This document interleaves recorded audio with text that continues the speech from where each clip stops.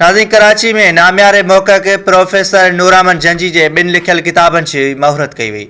Arts council Karachi में थियल महूरती तकरीब में अॻूणे SSP ग़ुलाम मुस्तफ़ा शाह, नूर अहमद जंजी समेत नामियारनि लेखकनि, अदीबनि ऐं शाइरनि शिरकत कई।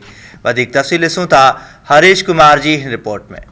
नामियारे मोहक़क़ ऐं प्रोफेसर नूर अहमद जंजी जो लिखियल किताबनि जी महूरती तकरीब आर्ट काउंसिल कराची में थी गुज़री, जंहिंमें मुख़्तलिफ़ सियासी, समाजी, इल्मी, अदबी शख़्सियतनि वॾे अंग में शिरकत कई आहे। अचो त इन्हनि खां मालूम कयूं त उन्हनि जो छा चवणु आहे।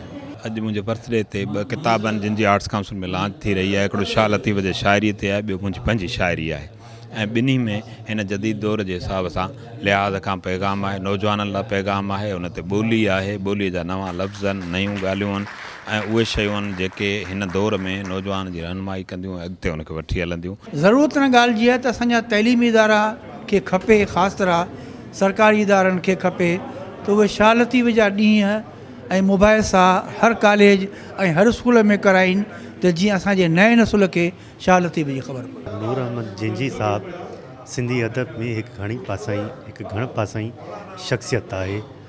उन जे जेकॾहिं अदबी कम खे ॾिठो वञे या उन जे अदबी कम जो जेकॾहिं असीं जाइज़ो वठूं या उन जे अदबी कम जो असीं तजियो कयूं त उहो असांखे मुख़्तलिफ़ रुखनि में मुख़्तलिफ़ तरीक़नि सां सिंधी अदब में नज़र अचे थो।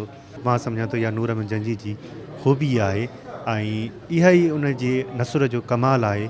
जॾहिं असीं उन जे इन लतीफ़ियात ते ॿधल मज़मूननि खे पढ़ूं था त उन मज़मूननि जे सहर में असीं एतिरो गुम थी था वञूं जो दिलि नथी चवे त उन किताब खे छॾिजे। प्रोफेसरनि जो इहो ई चवणु हुयो त नूर अहमद जंजी जे लिखियल किताबनि मां इल्मु अदब जी शनाख़्त थिए थी ऐं आम माण्हू तोड़े नौजवान खे उत्साह मिले थो। कैमरामैन फैसल सां गॾु हरीश कुमार, धरती TV न्यूज़, कराची।